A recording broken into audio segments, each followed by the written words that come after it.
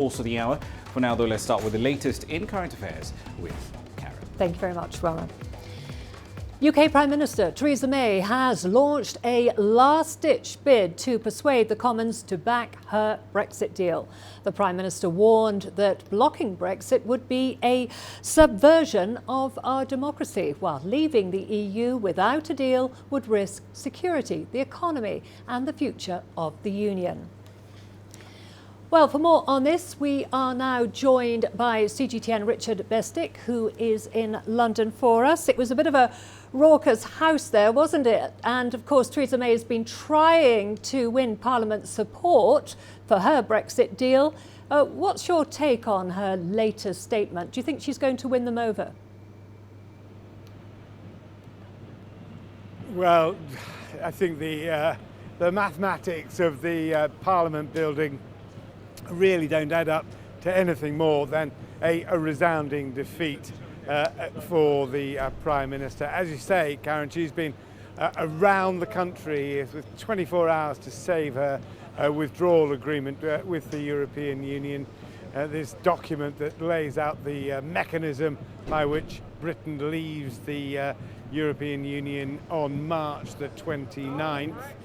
She's getting no support at all. The latest thing that happened is that Gareth Johnson, a whip, has resigned, saying in all conscience he can't vote for Theresa May's deal. Now that's significant because he's a whip. He's in charge of discipline, or at least he's one of a team in charge of discipline. So it's a barometer of the measure by which Theresa May has not just lost control of her party, but lost control of her party in Parliament, with whips now resigning, and frankly lost control of the Brexit agenda. She's on a hiding to nothing, according to some. Well, yes, as you say, the Tory frontbencher Gareth Johnson has resigned, talking about his conscience. He couldn't continue with it. Do you think there's a chance of any more high-profile resignations? And is there a potential for a split in the party over all of this? Well, there is a huge potential split. British politics is fractured down the lines of your loyalty to Brexit or Remain rather than party lines.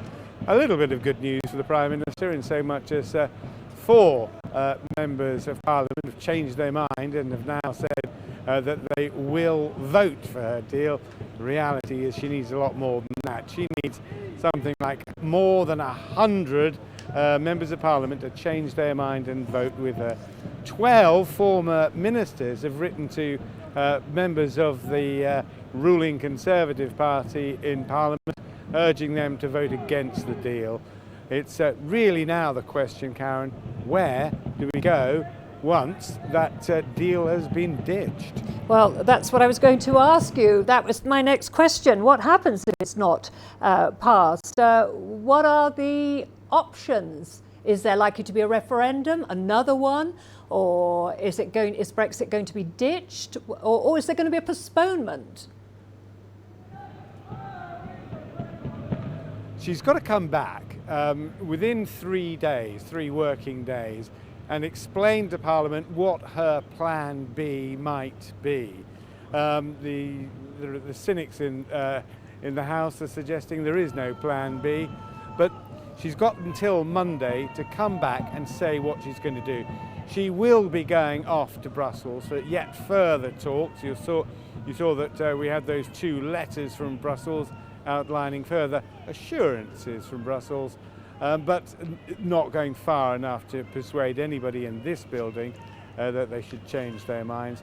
So she'll be off back to Brussels saying, look at the state we're in, what can you offer? And the answer is likely to come, we can't do anything. The deal has been done, it's been ratified by the other 27 members of the European Union, and you've got to do with it what you can. So from there, the opposition Labour Party have said they will submit a motion of no confidence in the government. Ultimately, that could lead to the collapse of the government, and ultimately it could possibly lead to yet another referendum. But there are so many options on the table, Karen, I'm not going to pick any single individual one. Absolutely. Well, it should be an interesting day tomorrow. Thank you very much. That was CGTN's Richard Bestick for us there in London. Moving on to other news now. Protesters burnt vehicles, blocked roads and looted shops in Zimbabwe as protests over a fuel price increase turned violent on Monday. Labour unions and the opposition called for a shut-down Zimbabwe protest in the wake of a 140% increase in the price of fuel.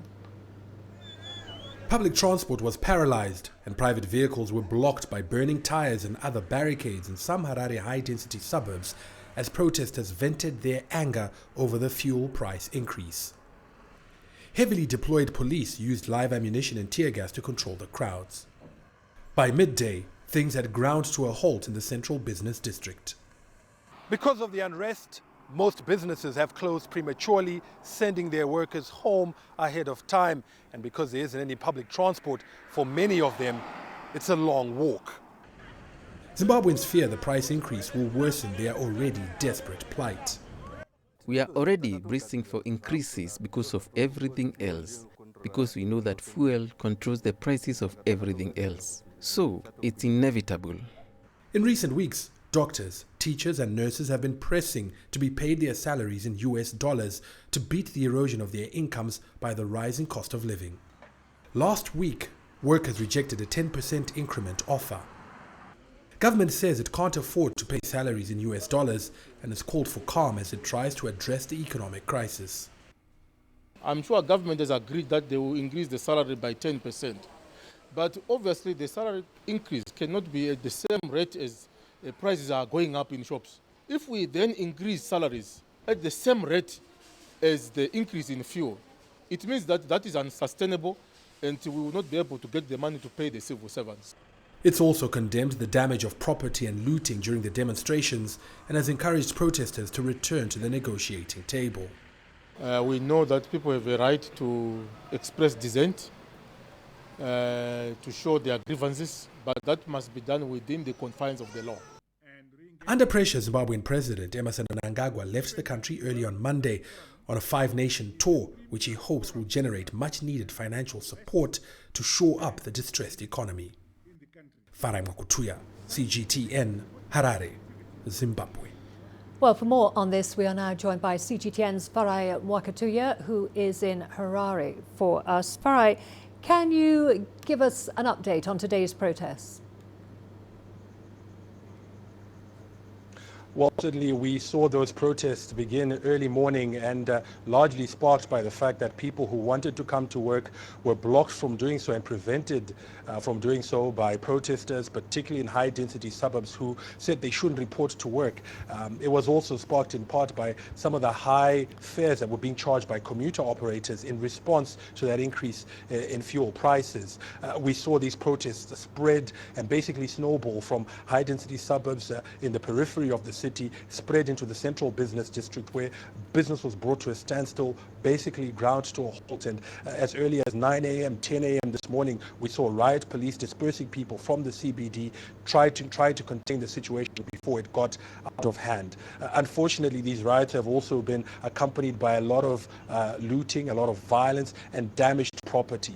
We certainly have seen police vehicles that were set on fire, police posts that were attacked, stoned, and also vandalized.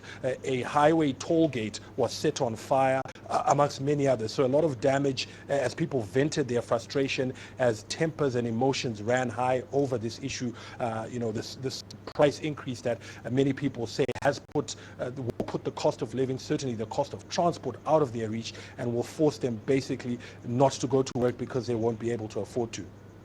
And Farai, as you indicated in your story earlier, President Mnangagwa has embarked on a 5-country tour.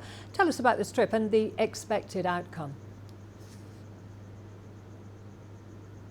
Well, President Mnangagwa is in Russia. He will go to Kazakhstan, Azerbaijan, Belarus before heading to the World Economic Forum in Davos. He said before he left that the purpose of these visits is economic ties and economic relations. Many people here expect that he will try to resuscitate, to revive, and to get some of the deals that and the business transactions that Zimbabwe has done with some of these countries going again. We know that Russian investors are setting up and are in the process of putting up one of the biggest platinum projects in this country. Not much progress has been made on that front, and we expect that this visit will try to make sure that there is movement again on that project. There are other investments in mining, coal mining, gold mining, diamond mining. All those are projects that we expect that the president will try to see sped up, accelerated, but also look for other opportunities for cooperation and investment.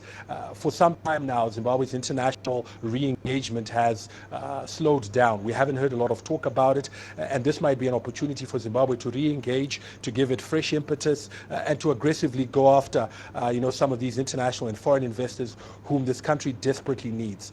This crisis that we're seeing unfolding here is because of the challenges that Zimbabwe faces on the currency front. Zimbabwe is not producing, is not exporting enough and not generating enough foreign currency, and is looking for some sort of financial bailout, some sort of financial aid, which many Zimbabweans hope that the president will bring back when he comes from these countries. Certainly, the World Economic Forum will present another opportunity for Zimbabwe to sell itself, to showcase itself to a much bigger audience, and I think the expectation from many here is that these trips now translate into tangible deals, tangible transactions, money coming into the economy, and just and beyond just agreements and memorandums of understanding.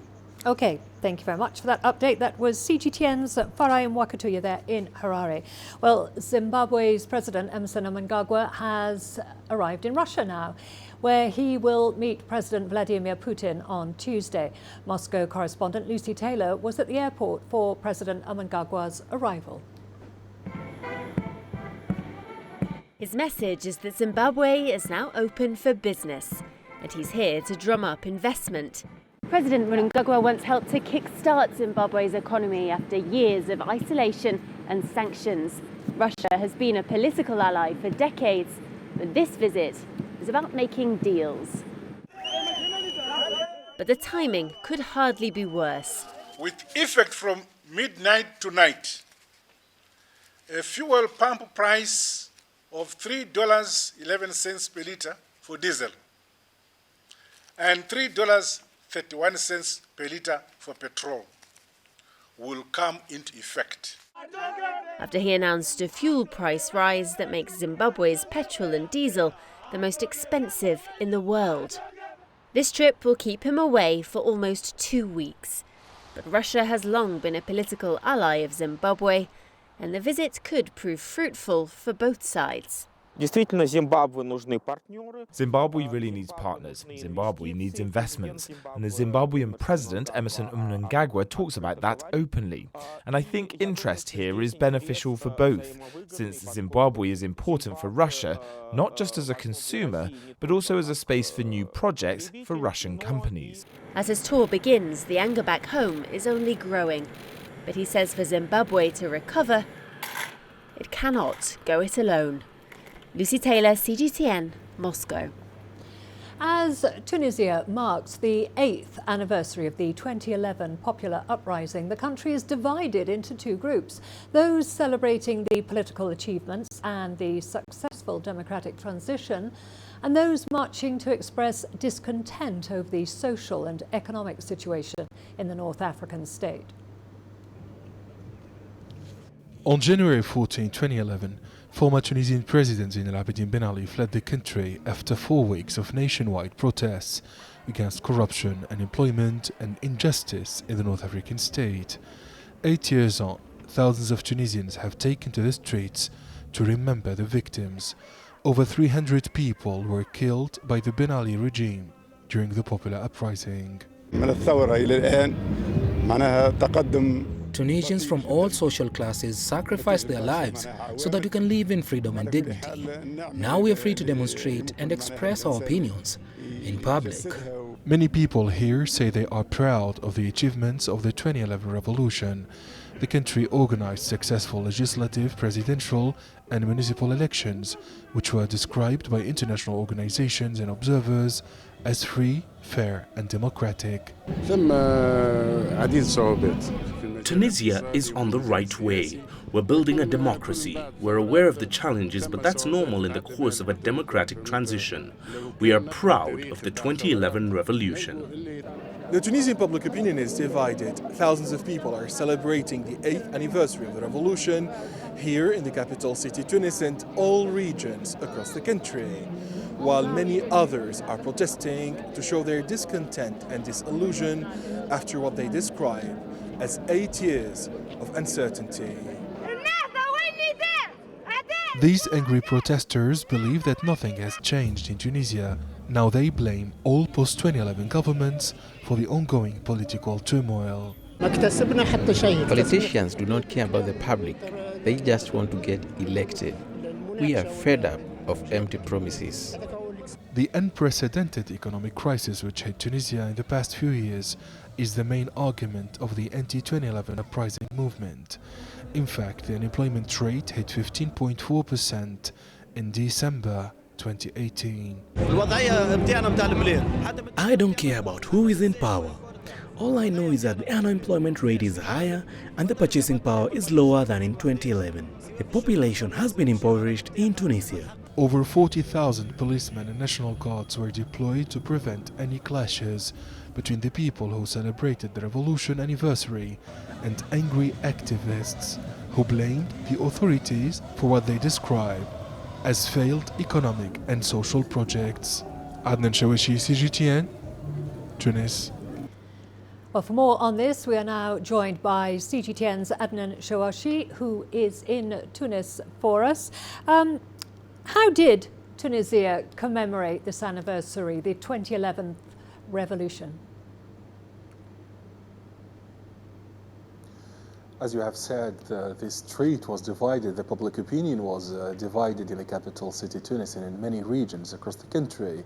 Actually, some people are optimistic about the situation, about the future of the country, while others are very pessimistic, as they say. They are disillusioned, they have expressed their discontent. So today, for example, in downtown Tunis, there were celebrations, concerts, art exhibitions, and people from all walks of life, including women, children and the elderly, who took to the streets to celebrate what they describe as the success of the Tunisian revolution and the successful political transition. 8 years after the revolution, Tunisians can take the streets, can demonstrate freely, can express their opinions. The media, the press is free in Tunisia, while there were other people in downtown Tunis and other regions who were in Tunis to express their discontent and to show that they are desperate about the situation. The General Labour Union also organized a mass protest in downtown Tunis. In addition, some opposition parties organized protests in downtown Tunis to show that they are not satisfied, that they are not happy about the economic, the social and the political situation, but especially about the security situation, as they say. Well, as you were saying, obviously there are two opposing views as to the success, but generally Tunisia has been regarded as the Arab Spring's only success story. 8 years on, what is daily life like for ordinary Tunisians, especially for those in the low-income areas? Tunisians might have different views or diverging views, but at the end they are all aware that the political situation is stable in Tunisia, that the country organized successful legislative, presidential and municipal elections, and the people who are in power are elected by 12 million, by about 6 million people in the country, in a country of 12 million citizens. But as you have said, the economic economic situation and the social situation is very difficult, not only in inner regions, but also here in the capital city, Tunis. When we talk about the low income, we do not only talk about people who were low income in 2010. Even the middle class, people like teachers, university professors, engineers, say they have been impoverished over the past 8 years and that their purchasing power has plunged due to the alarming records of inflation in the country. So the purchasing power is low, the economic situation is difficult, the social situation is also difficult, and it is clear that the ordinary citizens here in Tunisia are waiting for more from the state, they are waiting for more from the Tunisian parliament and also from the Tunisian government. They say that about 10 successive governments since 2011 have failed to provide the basic needs of ordinary citizens. So this is the pessimistic view which dominates the Tunisian public opinion, because people who live in difficult conditions do not really look at the political transition. They only focus on their social and economic situation, which is very difficult. Okay, thank you very much for that update. That was CGTN's Adnan Shawashi there in Tunis for us. We are going to a short break. Don't go away. Lots more to come, including trial of Nigeria's Chief Justice for alleged fraud opens. And South Sudan says it's struggling to find funds for the implementation of the peace deal.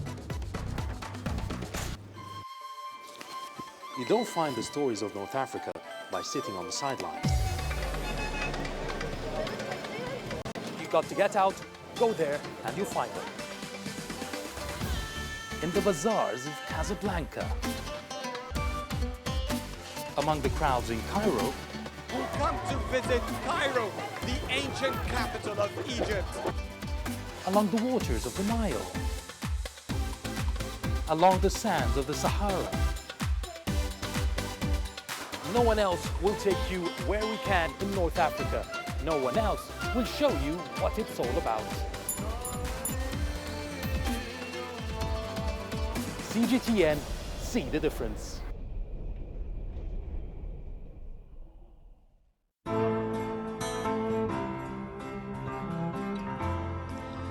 My home country lies at the foot of Africa, the southernmost tip of our beautiful continent, and the unique point at which two great oceans meet. Now on a clear day in Cape Town, you can just make out Robben Island, the place where Nelson Mandela was jailed for so long. South Africa has changed so much in the years since then, but it is this country's history that shaped me and took me into reporting. I'm inspired by Africa's men and women of courage. It's the everyday hero who brings out my passion. The creatives, the decision makers, the risk takers who are shaping a bright African future. I see them in Cape Town. I see them in the pulsating city of Johannesburg. I see them across the continent, and I know our time has come. CGTN is a platform where African voices can speak for themselves and take their stories to the world. My name is Lindy Mtongana, and I'm a news anchor and reporter for CGTN.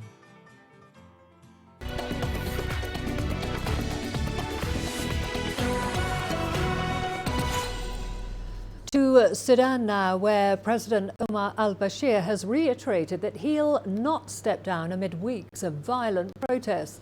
Bashir has challenged his opponents to beat him at the ballot in elections due in 2020. He's also blamed unnamed foreign powers for provoking unrest. Protests have rippled across Sudan since December, when crowds took to the streets in towns and villages against a government decision to raise the price of bread. At least 24 people have died in the protests. The Ethiopian Defence Forces have reportedly conducted airstrikes in western Oromia region against the military camps of the Oromo Liberation Front. This follows information linking ex-rebel OLF forces to criminal acts, including killings and robbery in the area. CGTN's Kiram Chala has more. The airstrikes conducted for most of Sunday were targeting mainly training camps of the Oromo Liberation Front. Sources in the Ethiopian Defense Force have confirmed areas located in Walega, that is inside the Oromia region, were attacked. But so far, the military did not say anything about the result of that particular mission or how long it is planning to continue the attack. The government said the attack against the OLF Shani group was made because of the repeated attacks and robberies by the armed group. It is said about 10 private and government banks have been robbed. OLF, on its part, disagrees with what the government says. The group claims it is Addis Ababa which continually breached their agreement for peace and waged war on them. According to the Ethiopian Defense Force, the current situation in Kelem Walega is calming down, and daily life of the residents and its surrounding is returning to normalcy. Grumjara CGTN, Addis Ababa, Ethiopia. In Nigeria, as many as 8 million registered voters are at risk of not being able to vote in the upcoming elections. The country's electoral body, the Independent National Electoral Commission, has been unable to distribute voter cards to all eligible citizens. CGTN correspondent Philahasa now reports from Abuja. At a voters' card collection center in Abuja, the queues have been building up. People are waiting for INEC officials to tend to them. Many have been here long hours just to get their permanent voter cards. This permanent voter card is what gives a registered voter the right to exercise his or her civic responsibility at the forthcoming polls. But millions of voters are yet to receive their PVCs barely 5 weeks to the elections. And some of us took permissions from offices to come and attend to this. How many days do we have to take from, will your employer give you permission to come and do this exercise? The truth is that when we cry that people are not exercising their franchise, it's because of the rigors they have to go through to be able to get their PVCs. And when people go through rigors like that, they are discouraged. I transferred my card to Abuja last year. Now, I was actually hoping I was going to be able to pick up my card, but my hopes just got dashed because somebody who transferred in August, their card is not prepared.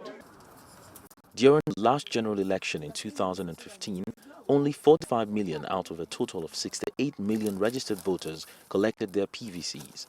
Poor distribution of the cards could make a big difference. Let's take it from the winning margin that we had in the last election, where the winner only emerged by something close to 2.5 million votes.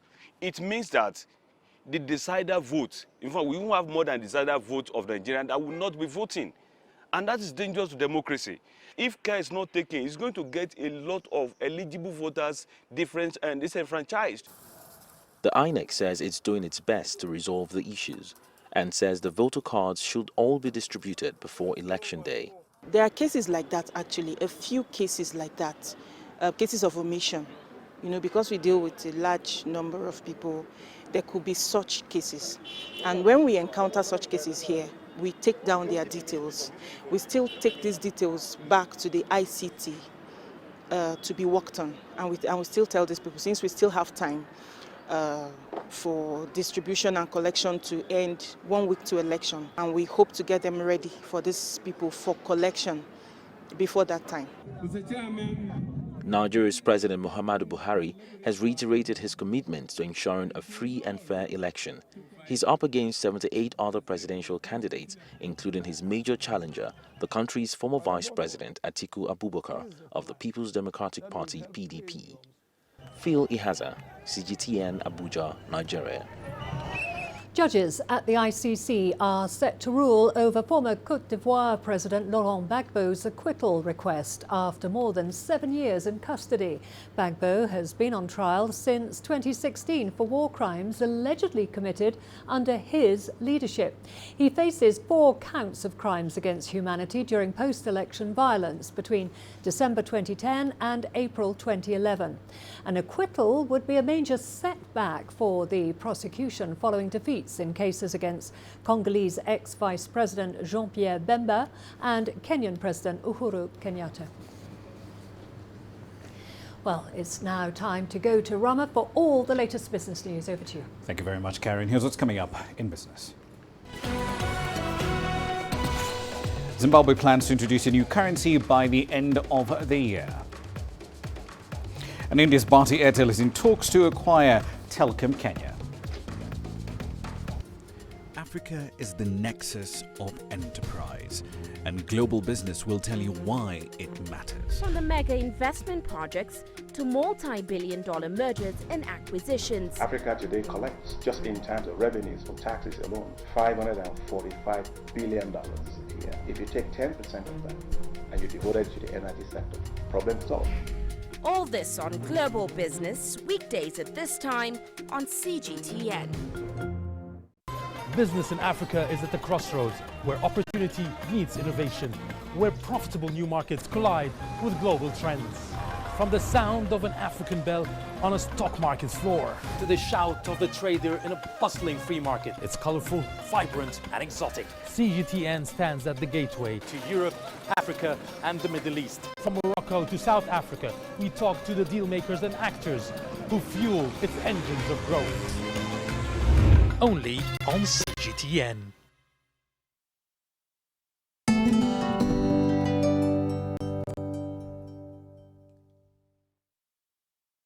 All right, then let's get into business, shall we? Zimbabwe plans to introduce a new currency in 12 months' time. Now, the country abandoned its own currency, the Zimbabwean dollar. You remember that? Back in 2009, after years of grinding hyperinflation rendered it pretty much worthless, wasn't even worth the paper it was printed on. It then adopted the US dollar, among other currencies like the sterling pound and even the South African rand. A US dollar shortage, however, has since then led the country's financial system deeper and deeper into chaos. The country also has suffered from an acute shortage of imported goods in recent months. Now, we're still in Zimbabwe. Police officers have been deployed to major towns across the country. This comes after protests erupted in the capital, Harare, following a rise in fuel prices between 128% and 166% in some cases. Now, the country's energy regulatory agency announced the steep changes in the cost of petrol and diesel, in a move that's partly designed to improve supplies. Petrol prices rose from $1.24 a litre to about $3.31. Price of diesel jumped from $1.36 to $3.11. Zimbabwe is currently facing its worst economic crisis in a decade. The price of fuel has gone up, but my payslip hasn't changed for a whole year, so it's going to be tough. We might not afford to go to work.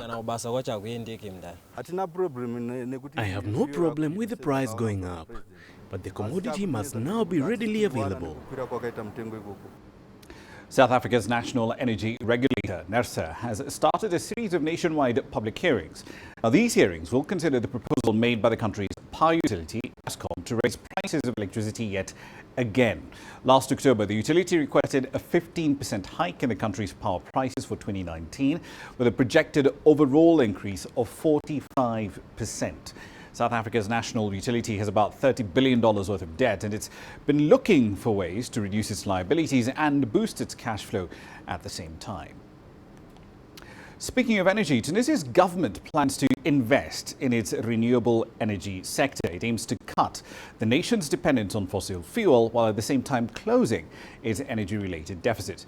As CGTN's Adnan Chachina reports, renewable sources like wind and solar are seen as a cost-effective way of meeting both goals. Tunisian Premier Youssef El-Shahd declared that the energy deficit accounts for 1/3 of the overall volume of the country's trade deficit, which exceeded $6.42 billion for the whole year 2018. The deterioration of the energy balance contributes up to 65% of the worsening of the deficit. This energy deficit today weighs heavily on the state budget and the balance of trade with foreign countries. Therefore, opting for renewable energy is a strategic choice. The country's premier chaired a ceremony during which the Ministry of Industry and Small and Medium-Sized Enterprises granted licenses to 4 foreign companies producing electricity from wind, with 120 megawatt generating capacity and an overall investment of $135 million. Giving a boost to renewables, both solar and wind energy, is a top priority. These 4 projects, with a total capacity of 120 megawatts, are a first step in a scheme intended to reach a target production of 1,000 mg. The Minister of Industry added that the government made considerable efforts in order to develop the legal and organizational aspects of the renewable energy sector. Renewable energy generation projects will help bring down Tunisia's energy deficit. Other large-scale projects will be set in motion soon, particularly as part of the concession system. According to the Minister of Industry, more licenses in renewable energies will be granted in 2019 to Tunisian and foreign companies. These projects will have a positive mid- and long-term impact on the cost and prices of electricity. The CEO of the National Electricity and Gas Company STEC announced that the state-owned company will buy electricity generated by the 4 foreign firms at reasonable prices. In addition, tariffs will be set for a 20-year period. Adnan Shawishi, CGTN, Tunis. All right, then let's get back to East Africa now. Bharti Airtel is in talks to explore whether it should acquire Kenya's smallest telecoms operator, Telecom Kenya. Now, the move is intended to help Airtel scale up its presence in East Africa and create a much stronger challenge to Kenya's dominant network operator, Safaricom. The two companies previously did hold talks to discuss a potential merger last year, but those talks were stopped when a final agreement could not be arrived at. Airtel has a significant presence in Africa with over 78 million subscribers spread right across the continent. Somalia recently hosted an award ceremony to honour the country's most successful firms. The event is aimed at boosting investor confidence, but also to encourage local firms in the war-torn state. CGTN's Abdulaziz Billo attended the ceremony. He filed this report. The annual Business Awards, now in its third year, attracted close to 90 businesses from various fields, including telecommunications sector, banking, as well as small and medium enterprises.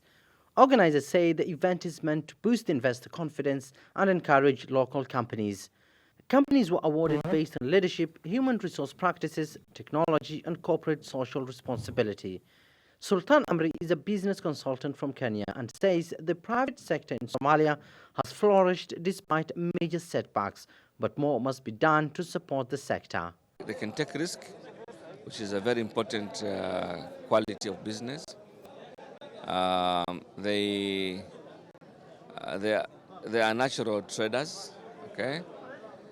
So if they get help in terms of organizing the business, then they can do very well. One of their greatest challenge is many of their business are informal.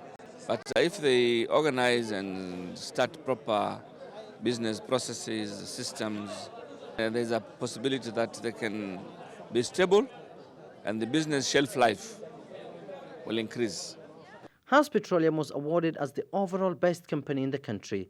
The leading oil marketer has expanded beyond the East African market into the Southern African region. One of the richest person in Uganda is Somali, Mandela. If you go to Tanzania, if you go to Mozambique, if you go to South Africa, so wherever they are, they have that mantle of taking risk. They have that capacity of get going. A leading software and technology company was also awarded as the best marketing company of the year. Its chief executive officer has also pioneered to set up an all-female center to empower female graduates venture into innovation and technology. We won the Best Marketing Award this year. We did not win in the two previous SABA awards, but our recognition today is a clear sign of our growth and future potential.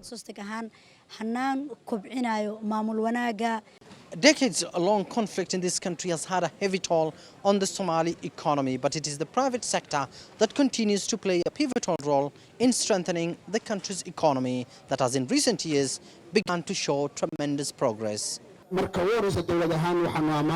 government acknowledges the role played by the business community, an important one that has ensured the survival of the economy. We hope to create a conducive working environment for our traders and encourage investors and create markets for our exports. Stability in the Horn of Africa nation has also seen a return of major international airlines back to the Mogadishu route. Last year, the continent's biggest carrier resumed flights to Somalia for the first time in 4 decades. Global shipping companies like Maersk Line have also expressed interest in operations in Mogadishu, the latest in a sign of a changing business environment. Abdulaziz Bilon, CGTN, Mogadishu, Somalia. Right, then, I'll be there for the time being. We'll be back at the top of the hour, though. We'll be looking at the chaotic nationwide protests over the hiked fuel prices and plenty more in Zimbabwe, including the country's plans to introduce an entirely new currency.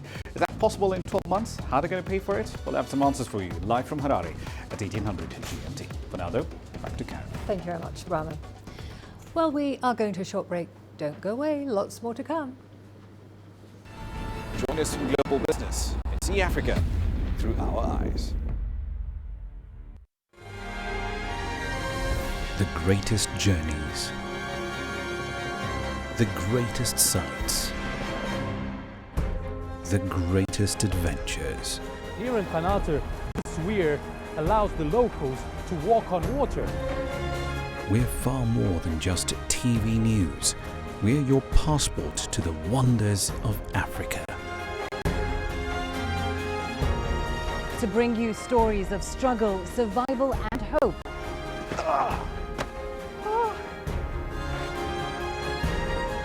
So let's explore.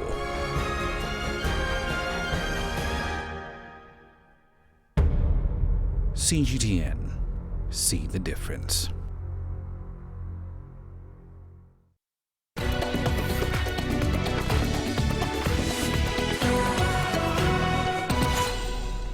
The trial of Nigeria's Chief Justice kicked off on Monday in Code Conduct Tribunal in the capital Abuja. Justice Walter Onogen is facing several counts of under-declaring numerous assets, including bank accounts at the time of appointment. This charge is in contravention to standing rules for public servants in the country. More in this report. A Nigerian court was packed with dozens of lawyers, at least 45 of them there to defend the Chief Justice in a landmark trial for the breach of Code of Public Service Conduct Law. Justice Walter Onogen faces 6 counts of under-declaring his personal wealth and is alleged to hold several secret accounts in foreign currencies in the Standard Bank. Justice Onogen did not attend the initial hearing of the case, and his trial has sparked off controversy across Nigeria. Nigerian lawyers protested outside the courtroom as the hearing went on. They have called it an invasion of judicial independence and an attempt to weaken the judiciary ahead of next month's vote. The law has satisfied. The law has resolved the procedure through which a judicial officer can be charged or can be tried in the country. And you need to follow the process. You can't just wake up midnight. You can see the drama that took place within the court. That is sufficient enough to let us understand that there's a finger from somewhere attempting to mess up not just with the CJN, but with the judicial system and, of course, the expected or the imminent election that is coming. We want to call on all Nigerians to rise up to salvage this country. Yes. The trial has not drawn criticism beyond Nigeria's Bar Association, and the leaders from the southern region where he hails have spoken vehemently against his trial. The third arm of the government of Nigeria is being dragged to an inferior court. CCT is an inferior court. It's not in the list of courts in Nigeria. What do they want? They wanted it to come and be docked before the very people he swore in a few days ago. And at the end, they would now say, case adjourned. You provide the charity to take you on bail, or you go home on self-recognition. That's all what they wanted. The hearing was adjourned to the 22nd of January. The Code of Conduct Court has ordered for personal attendance during proceedings. If found guilty, Justice Onogen could be ordered to vacate the office of Chief Justice and could be barred from holding any public office for a period of 10 years. He could also lose any property the court deems were illegally acquired. South Sudan's government is now trying to disseminate its peace deal at the grassroots level to promote reconciliation following 5 years of civil war. Juba signed a peace deal with opposition groups last year, but they're struggling to find funds for the implementation of the peace deal. CGTN's Patrick Goyet now reports. South Sudan's unity government is scheduled to be formed in May this year. Guns are slowly going silent. This is Pagak, the headquarters of the opposition group led by former Vice President Riek Machar. This is the first time that government delegation is coming to the area since war broke out in 2013. South Sudan's civil war tore communities along ethnic lines. Juba is trying to promote reconciliation among the bitterly divided groups. If there is anybody that you have wronged before, please forgive them for the sake of peace and reconciliation. And if I have wronged you, also you forgive me and I will forgive you also. But some members of international community say in order to end the cycle of violence in the country, those who committed crimes during the war should be held accountable. I think we should try to fight impunity. I think that the perpetrators should be caught, should be trialed, and should be punished. For many of the residents here, the peace deal provides an opportunity to start a new life, going back to their own homes. This peace agreement is the only future we have. It's what's best for us. It will stop our suffering, and we support it 100%. But much remains to be accomplished before a unity government is formed. The biggest challenge is the security sector reforms, which the parties say require more than $50 million, and the funds are yet to be found. Arrangements are underway for the establishment of the cantonment sites so that the forces of opposition assemble in those places so that they are organized, screened and trained and then deployed. Then there are also groups still opposed to the current peace deal and are fighting the government. This month alone, more than 19 civilians were killed by armed men. The government and the opposition group accuse each other of the attack. There is still a long way to go for lasting peace to be secured. Patrick Goyet, CGTN, at Pagak, South Sudan-Ethiopia border. The World Health Organization and Uganda's Ministry of Health have intensified Ebola screening at the country's international airport. That's to prevent the disease spreading from neighbouring Democratic Republic of Congo. Ebola has killed over 370 people in eastern DRC since its outbreak in August 2018. CGTN's Isabel Nakiria reports. All travellers arriving through Entebbe International Airport are now being screened for, but a new directive has now been issued by the World Health Organization and Uganda's Ministry of Health. More screening is also taking place at Arua Airfield in northwestern Uganda, where many chartered flights from the DRC land. We realized that some passengers were connecting through other airports. For instance, someone leaves the DRC and connects through Brussels or Amsterdam. So you would find that someone who has a travel history of being in DRC, you've missed them. So that's what informed the mandatory for all passengers. This comes as the DRC is struggling to contain the disease that has so far claimed over 370 lives. Uganda has stationed about 40 health workers at the airport as well as walking temperature scanners. Uganda is already at a heightened Ebola alert level and says it will maintain vigilance.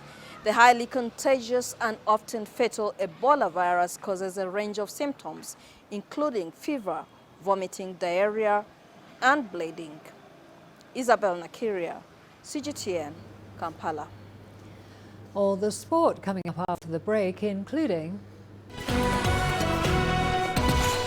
Egypt outlines its roadmap for hosting the Africa Cup of Nations in June.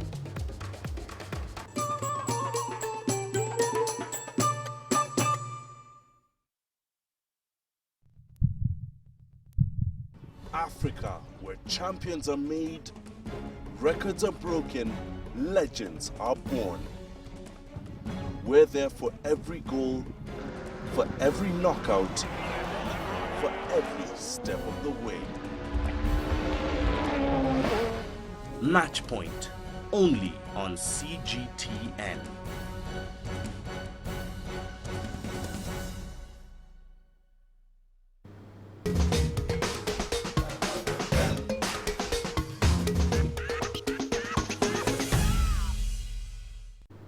Let's begin in Egypt, where winning the 2019 African Cup of Nations hosting rights understandably have brought joy to the nation. But with the competition scheduled for June, the country is increasingly pressed for time.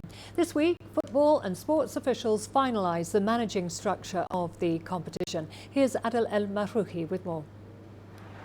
With just 6 months ahead of hosting the 2019 African Cup of Nations and no prior preparations at all, Egypt is racing time to get the top African football competition in shape. On Sunday morning, the Egyptian Sports Ministry held an urgent meeting with the Egyptian Football Association Board to finalize the managing structure for the competition. Hosting the 2019 Africa Cup of Nations was not on our agenda. Our national plan until 2023 did not include hosting a competition with such magnitude. The African Cup of Nations needs at least 2 years of preparations, so this is an exceptional situation. Moreover, it's going to be a 24-team competition. That makes us all united to provide whatever is needed for this big event. The EFA and the government agreed to create 3 committees for the competition: a Supreme Committee chaired by the Egyptian Prime Minister, an Executive Committee headed by the association's President Hani Abu Rida, and a follow-up committee led by the Sports Minister. We've been living the joy of hosting the 2019 African Cup of Nations for the past few days, but with this happiness follows the feeling of great responsibility. We have a few months of massive work ahead. We are driven by the confidence that FIFA President Infantino and CAF's President Ahmad Ahmad and my colleagues in the CAF board that Egypt can make it happen. 5 Egyptian cities will host the group stage: the capital Cairo, Alexandria on the Mediterranean, and Suez Canal cities Ismailia, Port Said and Suez. 4 hours will be the longest driving distance for fans between stadiums. The fans were going to be a very important part for make it very successful. The fans, they were going to support our team. Just we need from our player to win this can. Egypt will be the first country to host the 24 teams version of the competition. It will also be the first time the competition gets played mid-year in June. Adel Mahroui, CGTN, Cairo. Tributes have poured in from all over the Rainbow Nation after the death of former Bafana striker Phil Masinga. The 49-year-old lost his battle with cancer on Sunday. The former Leeds forward was instrumental in helping South Africa qualify for their first World Cup in 1998. CGTN CS du Plessis has more. The man affectionately known as Chipper will be sorely missed, and the tributes are testament to the impact he has had on South African football. Social media has seen messages from his former Leeds and national teammate Lucas Radebe, while former Tottenham and Everton midfielder Steven Pienaar has added his voice. Several former teammates and the South African Football Association president Danny Jordan, who described the man as a loyal servant to the game. FIFA have also sent their condolences, as well as his English club Leeds. Masinga capped 58 times for Bafana with 18 goals, including a World Cup appearance in 1998, was admitted to hospital a month ago and unfortunately succumbed to the dreaded disease in Johannesburg on Sunday. All the Premier Soccer League games will observe a minute's silence to pay tribute to the great man, who was a part of the South African team that famously won the Africa Cup of Nations in 1996. It is indeed a sad day in South African football, as the beautiful game bids farewell to one of the sport's true gentlemen. CS du Plessis, CGT.